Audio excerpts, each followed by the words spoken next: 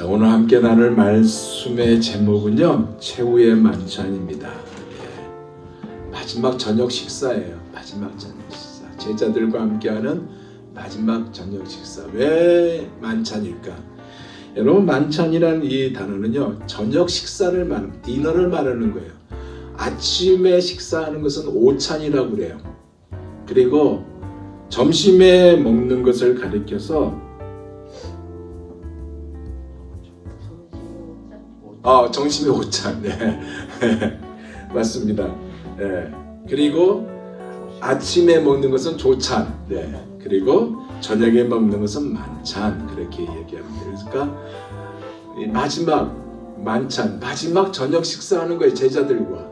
그것이 오늘 본문의 내용입니다. 그런데 저녁 식사만 한 것이 아니고 거기서 주님께서 성찬식을 제정하신 그 내용이 오늘 본문에 담겨 있어요.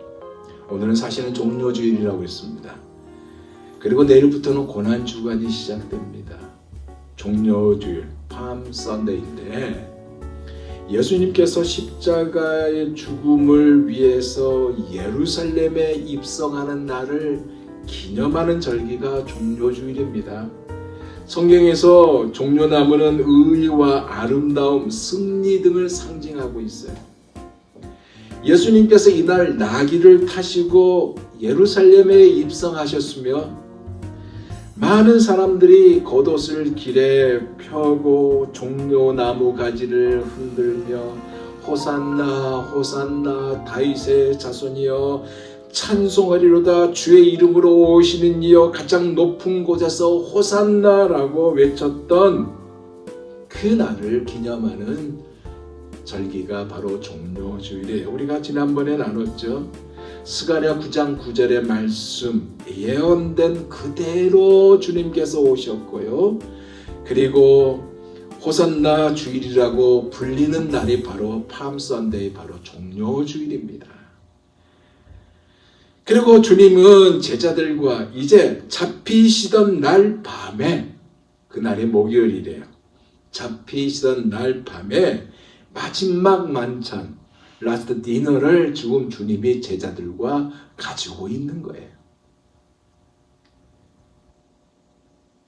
예수님의 공생의 마지막 네 번째 유월절을 앞두고 그리고 무교절 첫날에 제자들은 어디서 유월절 준비를 해야 할지 묻는 것으로 오늘 본문은 시작되고 있습니다. 그죠? 이 물음에 예수님은 성 안으로 들어가면, 성 내에 들어가면 물 한 동이를 가지고 가는 사람을 만나게 될 것이다. 그래요.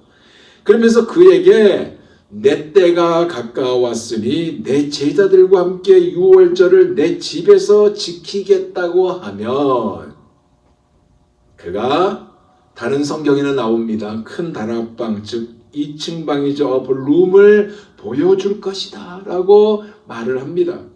거기서 유월절 음식 먹을 것을 준비하라고 주님께서 말씀을 하셔요. 예수님의 시키신 대로 제자들이 유월절을 준비합니다. 19절 보세요. 제자들이 예수께서 시키신 대로 하여 유월절을 준비하였더라. 자, 모든 준비가 다 끝났어요. 그리고 날이 저물 때, 날이 저물 때 예수님은 12제자들과 함께 그 식탁에 앉았습니다. 그림이 그려지죠?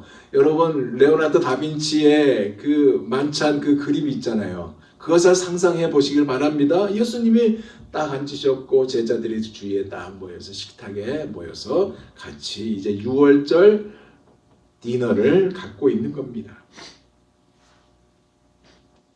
이 시간에 주님의 첫 번째 말씀입니다. 생각해 보세요. 마음이 푸근해진 시간이에요. 6월절, 쉽게 말하면 명절이잖아요. 명절에 음식을 접할 때 얼마나 푸근합니까? 넉넉함이 생기잖아요. 그래서 우리가 추석도 더도 말고 너도 말고 한가위가 그거 아닙니까? 그래서 푸근해진 그런 마음이 바로 절기 그때인데, 이 푸근해진 시간에 오직 식탁의 즐거움만이 기다리고 있는 시간에 주님의 첫 번째 말씀 21절에 이 말씀을 하고 있어요. 그들이 먹을 때에 이르시되 내가 진실로 너희에게 이르노니 너희 중에 한 사람이 나를 팔리라 하시니.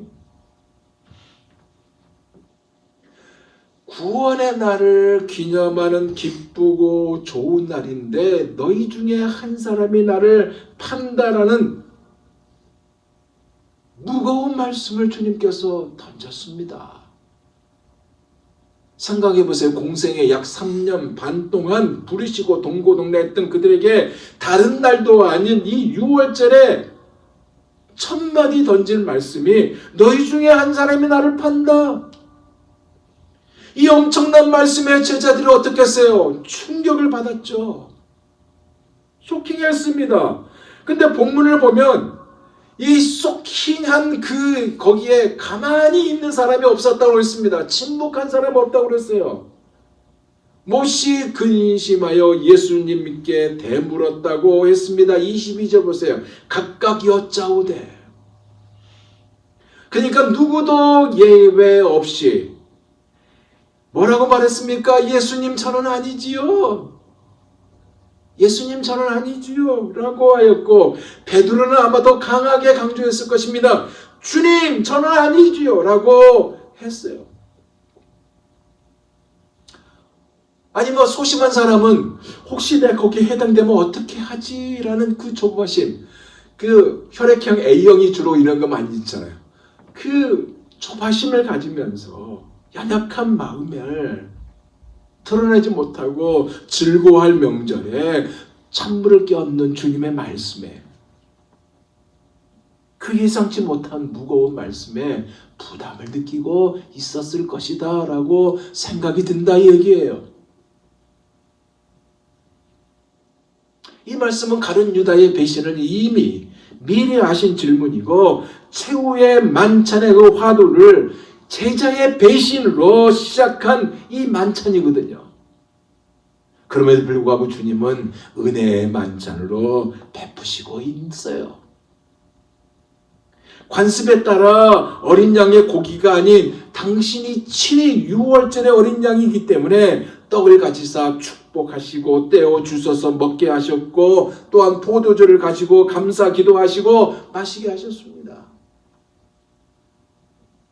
고기도 있었겠죠. 그러나 성경에는 안 나오기 때문에 이렇게 추론해 볼 수 있습니다. 그러면서 주님은 뭐라고 했어요? 떡은 내 몸이라고, 포도주는 이것은 죄사함을 얻게 하려고 많은 사람을 위하여 흘리는 바 나의 피 곧 언약의 피라고 말씀하시면서 포도나무에서 난 것을 이제부터 내 아버지 나라에서 새 것으로 너희와 함께 마시는 날까지 마시지 않을 것이라는 말씀을 하시고 만찬을 바치셨다. 그리고 찬미하고 찬양하고 감난산으로 나아갔다고 오늘 본문은 기록하고 있습니다. 이것이 내용이에요. 여기에 담긴 중요한 은혜의 말씀이 있어요. 이 말씀을 나누면서 우리 함께 은혜를 받고자 합니다. 몇 가지 생각해 봅니다. 첫째로 이 6월절 이 마지막 디너를 갖고 있는 이 만찬의 메뉴입니다. 메뉴. 6월절 만찬의 메뉴. 6월절 만찬의 메뉴는요. 무교병, 히브리어로 마짜라고 합니다. 마짜. 누룩이 들어가지 않는 떡이에요. 이 마짜와 어린 양의 고기와 나물과 소스가 있습니다. 이것이 메뉴예요. 어린 양은 6월절 날에 잡아요. 그리고 피를요. 이집트에서 그들이 출애굽했던 똑같은 방법으로 문 입구 임방과 문설주에 바릅니다.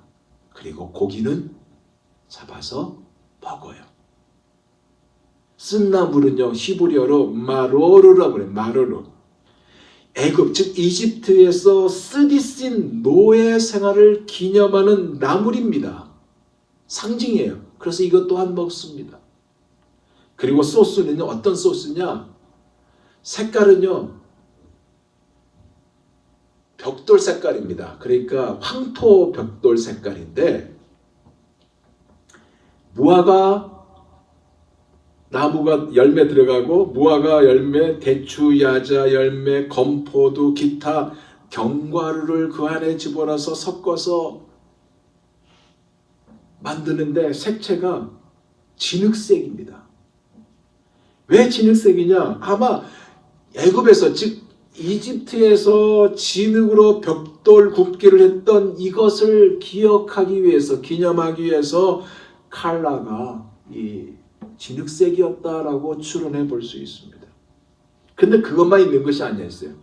에그가 있습니다. 달걀이 있어요. 달걀. 이 달걀은 이집트에서 노예 생활의 그 고통을 잊지 말자, 기억하자는 의미에서 에그가 있습니다. 그리고 마지막은 포도주가 있어요. 이 포도주를 있는 것은 탈출하여 자유의 해방을 맞음을 상징하고 있습니다. 그래서 이 만찬에 이 메뉴를 제자들이 준비했던 것입니다. 근데 이 마지막 디너를 드시는 이 날이 잡히시던 날 목요일 밤입니다.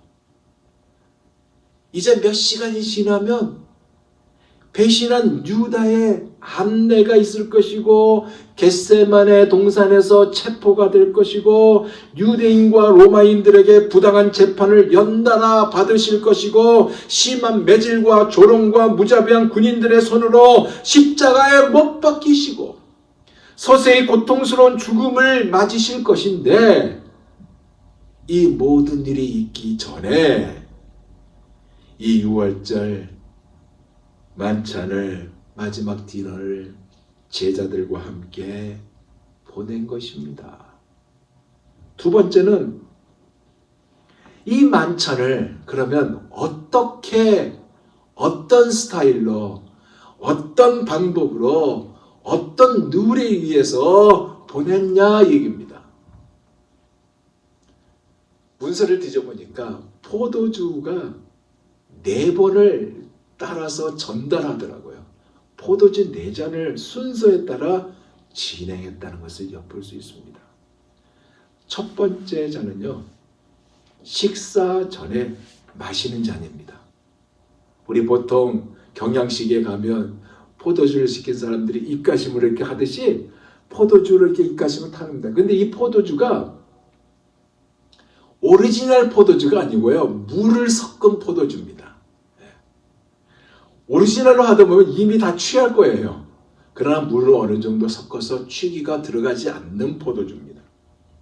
그거를 식사 전에 먼저 마시고, 두 번째 잔은 과거를 기억하자는 잔이에요. 세 번째 잔은 현재를 축복하는 잔이고, 마지막 4번째는 미래를 바라보며 축복하는 잔입니다. 이 4개의 잔을 4번의 잔을 순서에 따라 진행했다는 것입니다. 그래서 6월절 만찬은 절기를 지키는 의식이었기 때문에 이 절차를 꼭 지켜 나갔다 얘기예요. 먼저 리더가 아마 예수님께죠. 예수님이 첫 번째 잔을 들고 6월절 절기를 맞이하는 축사를 했을 겁니다. 이 포도주는 아까도 말했듯이 물을 탔기 때문에 취하지 않을 거예요. 첫 잔을 따르고 축복문을 낭송하면서 6월절 만찬을 시작했습니다. 요한복음에 보면요, 이때 예수님이 제자들의 발을 씻겼습니다. 즉 제자들의 발을 씻김으로 섬김의 본을 보여주셨어요. 즉 6월절 식사하기 위해서 손을 씻고 발을 씻겨야 되는데, 즉 자신의 정결의식을 해야 되거든요. 하나님의 베푸신 구원의 은혜에 감사할 때에 더러운 손으로 음식을 먹을 수가 없었어요. 그래서 손을 씻어서 자신을 정결케 한 후에 6월절 만찬을 먹을 수 있었습니다. 그런데 바로 이때 제자들이 앉는 그 테이블에 어디에 앉느냐에 따라서 자기가 순서가 정해졌나 봐요. 내가 더 높다. 나는 여기에 앉아야 된다. 난 앞으로 국방부 장관이 되기 때문에 예수님이 옆에 앉아야 돼. 나는 문화부 장관이기 때문에 여기 앉아야 돼. 뭐 쉽게 말하면 그 얘기예요. 그 레오나르도 다빈치의 그 최후의 만찬을 그림 보면 그들이 그 앉는 자리에 따라서 위치에 따라서 누가 크냐 누가 작냐에 결정이 되는 그 부분입니다. 그러니까 누가 크냐고 하는 다툼이 일어났어요. 누가복음 22장 24절 보면 또 저희 사이에 그중 누가 크냐 하는 다툼이 난지라라고 말씀이 기록되어 있습니다. 6월절 중간에 첫 잔을 나누고 있는 새에 누가 크냐고 하는 다툼이 일어났는데 당시 바리새인들은요 6월절 만찬에 참석할 때에 자신의 주의에 합당한 자석을 요구했습니다. 그래서 그것 때문에 다툼이 일어났어요. 이 다툼이 제자들 가운데서도 일어났던 거예요.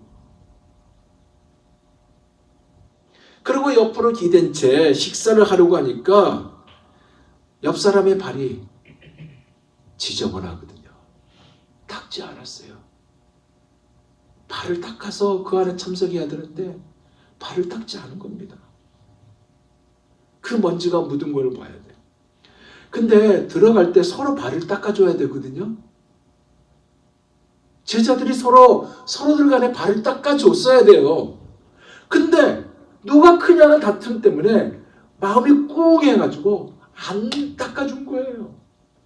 그걸 예수님이 허리에 수건을 동이고 손수 제자들의 발을 닦아주셨던 것입니다. 그러면서 섬기는 자가 바로 큰 자가 된다라는 이것을 가르쳐 줬어요. 그런 다음에 쓴 나물을요 먹는데 어떻게 먹느냐? 솔트에 찍어서 소금에 찍어서 먹습니다. 그리고 무교병 있죠. 누룩이 들어가지 않는 무교병 맞자입니다. 이것을 3개를 겹쳐요. 좀 두툼해지잖아요. 겹친 다음에 이거를 자릅니다. 가운데는 크게 남겨놓고 옆에는 짧게 잘라요. 올려놓은 다음에 둘째 잔을 나눠요. 둘째 잔을 나누면서 과거를 소환합니다. 코로예요.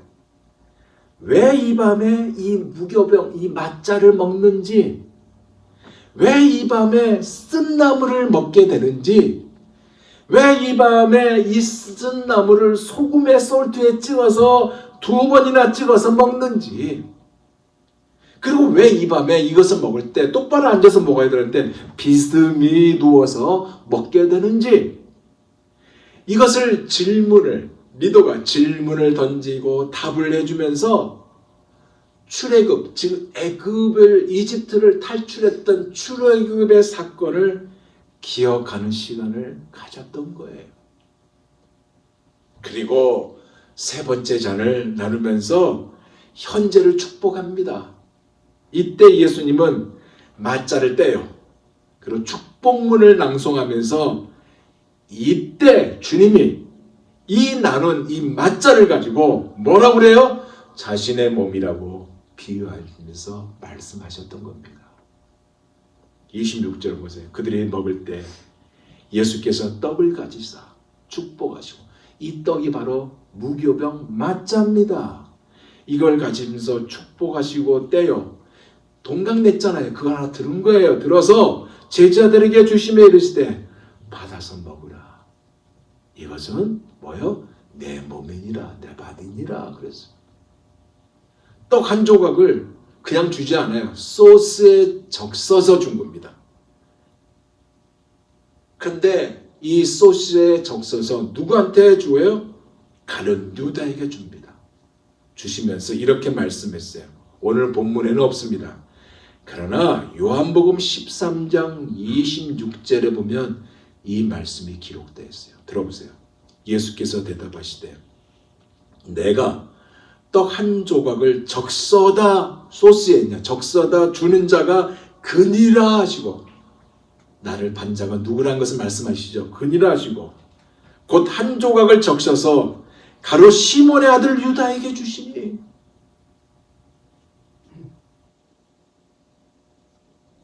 이 떡을 받고 유다는 만찬장을 나가버렸습니다. 그리고 어디에 가요? 대제사장에게로 갔습니다. 이렇게 유월절 셋째 자는 유다가 나간 다음에 주님은 이어서 말씀하십니다. 내 피라고 하셨어요. 오늘 본문 26절과 27절입니다. 그들이 먹을 때 예수께서 떡을 가지사 축복하시고 떼어 제자들에게 주시며 이르시되 받아서 먹으라 이것은 내 몸이라 하시고 또 잔을 가지사 감사 기도하시고 그들에게 주시며 이르시되 너희가 다 이것을 마시라. 이 셋째 잔을 유다는 받지 못한 거예요. 언약의 피를 받지 못하고 나가버렸습니다. 근데 여러분 이 세 번째 잔은요 아주 특별한 의미가 있어요. 그것이 뭐냐? 유대인은요 이를 가리켜서 구원의 잔이라고 불러요. 왜? 이 절기에 따라서 네 개의 그 섹션으로 이렇게 잔을 나누기 때문에 세 번째 잔은 구원의 잔이에요 라고 이렇게 그들이 명명합니다. 얘기합니다. 그러나 주님은 뭐라고 했어요? 이 잔을 자신의 피라고 말씀하고 있어요. 자신의 피.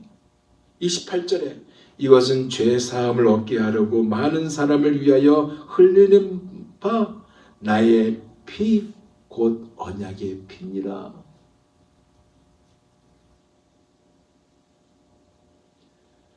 여러분 이것을 간직한 자의 특징이 뭔지 아세요? 세 계명을 가지게 돼요. 서로 사랑하게 돼요. 이것이 자연스럽게 실천으로 이어지는 겁니다. 그래서 이것을 실천한 자가 무슨 얘기를 듣게 된다고 예수님이 말씀했어요.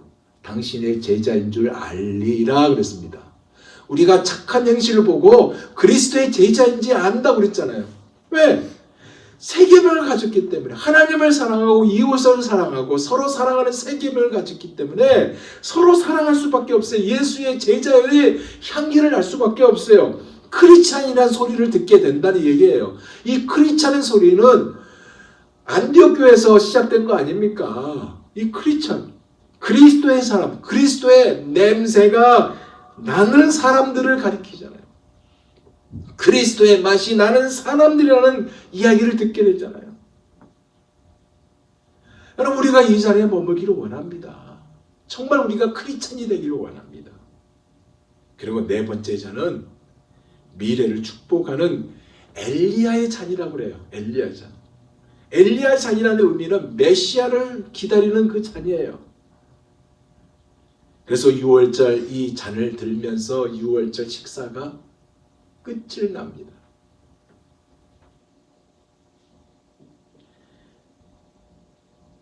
이 마지막 잔을 할 때요. 방문을 활짝 쫙 엽니다. 활짝 여는 이유는 메시아가 오시기를 소망하는 가운데 방문을 활짝 다 열어요.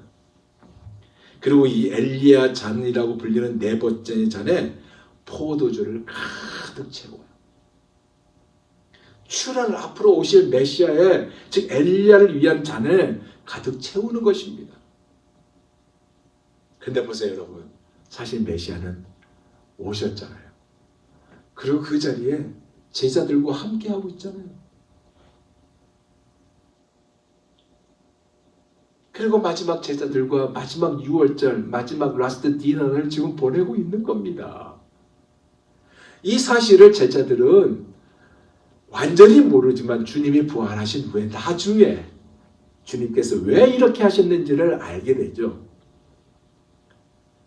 6월절 만찬을 여러분 오후 6시에 시작하여 언제 끝나냐? 자정쯤 끝나요. 굉장히 길게 하죠. 거의 6시간 동안 하는 그 행사입니다. 그러면 사람들마다 12시가 되면 자정되면 다 자야 되잖아요. 안 자요. 어떻게 앉아 아세요? 저마다 지붕 위로 올라갑니다. 올라가서 감사의 송을 하는데 찬송을 부르는데 시편 113편에서 118편까지 이르는 찬양을 부릅니다. 지붕에서 사람들이 올라가서 막 불러요. 그러니까 예루살렘에는 이 소리를 어떻게 하겠어요? 진동하겠죠. 이것이 6월절 만찬입니다. 마지막 세 번째는 예수님을 따른 자 중 가룟 유다의 배신입니다.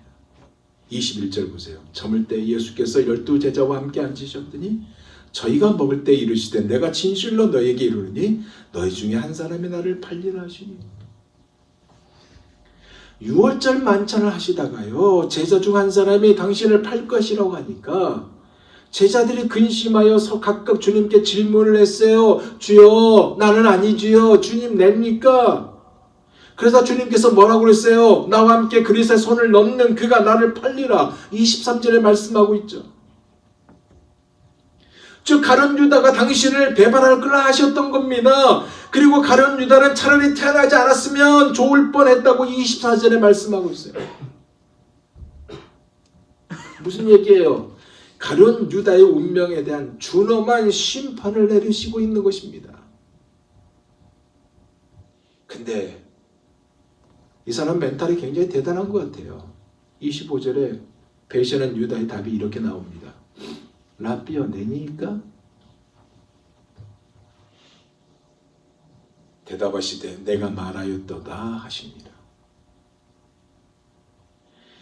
자신이 배신할 제자냐고 마지못해 물었죠. 그러자 주님께서는 가룟 유다에게 그가 주님을 배신하여 자신을 팔자라고 분명하게 지금 말씀해 주셨어요. 사랑하는 여러분, 그가 왜 주님을 배신했을까요? 그는 주님을 하나님의 아들로 믿지 않았기 때문에 배신했어요. 다른 제자들은 주님을 향해서 주여라고 말을 했지만 가룟 유다는 절대로 주라고 부른 일이 없습니다. 라삐어, 즉 선생님이라고 불렀습니다. 라삐어 내니까 지금 이렇게 말하고 있잖아요. 선생으로서 생명을 주시는 하나님의 아들이 아니라 지식과 삶을 가르치는 스승으로 그가 따랐던 것입니다. 진정 하나님의 아들이라는 사실을 그는 부인했어요. 그도 예수 그리스도의 부르심을 받아 예수님을 따르는 제자의 삶을 살았어요. 그리고 제자 중에서 신임받는 리더에 속했습니다. 왜? 헌금을 담당했기 때문에. 그러나 그의 마음에는 구원의 믿음이 전혀 없었습니다. 이것에 대해서 여러분 시편 41편 9절에 이렇게 예언되어 있어요. 여러분 이거 들으면 깜짝 놀랄 겁니다. 들어보세요. 나의 신뢰하는 바, 내 떡을 먹던 나의 가까운 친구도 나를 대적하여 그 발꿈치를 들었나이다. 내 떡을 먹던 가까운 친구, 절친 아닙니까?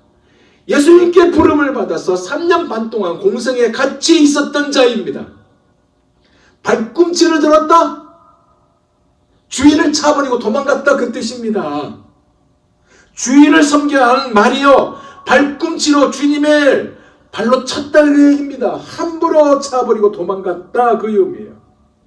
이 사실을 사도 요한은 요한복음 13장 8절 이렇게 기록하고 있습니다. 들어보세요. 내가 너희를 다 가리켜 말하는 것이 아니라 내가 나의 택한 자들이 누구인지 알미라.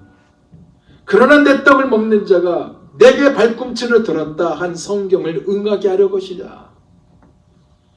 하나님의 예언된 말씀에 응했다라고 사도 요한은 기록하고 있습니다. 그러기에 우리는요, 믿음으로 주님을 따라가야 돼요. 믿음을 가지고 따라가야 돼요. 이제 말씀을 정리합니다. 해가 지는 시간이에요. 오후 6시간에 시작한 라스트 디너, 최후의 만찬입니다. 너희 중에 한 사람이 나를 팔리라는 끔찍한 말씀을 주님이 하시면서 이 만찬이 시작되었습니다. 이 말씀에 제자들의 반응은요, 주여 내니까 이거였어요. 가룟 유다가 배반하고 파실 것도 아셨고 가룟 유다도 알고 있었던 그 시간입니다. 그러나 가룟 유다의 답이 뭡니까? 라삐어 나는 아니지요. 그 만찬에 주님이 뭐를 제정하셨어요? 성찬식을 제정하셨습니다. 우리를 구원하시기 위해 십자가에 찢기시고 죽으실 것, 즉 우리 죄를 대속하시기 위해 자신을 하나님께 속죄 제물로 드리신 것을 기념하는 이것을 제정하셨다 그 얘기입니다. 받아서 먹으라. 이것은 내 몸이라. 너희가 이것을 마셔라. 이것은 죄사함을 얻게 하려고 많은 사람을 위하여 흘리는 바 나의 피 곧 언약의 피니라. 누구든지 십자가에서 찢기시고 피 흘려 죽으신 하나님의 아들을 믿기만 하면 죄사함을 받고 구원을 받게 되는 이 복음을 떡과 포도주를 가지시고 분명하게 부여하셨던 것이에요. 이제 머지않아 십자가를 지실 그 자리를 향하고 계시는 예수님, 그 주님이 찬미하고 나가고 있는 모습이 오늘 우리가 읽은 본문의 마지막 줄입니다. 잠시 후면요, 자신을 배반하고 도망갈 자들이 어떻게 배반할 것인지 아심에도 불구하고 세상에 있는 자기 사람들을 끝까지 사랑하시는 예수님이라는 사실이 오늘 본문에서 우리에게 보여주고 있습니다. 거기 안에 우리도 포함되어 있어요. 우리가 얼마나 주님을 배반한 자입니까?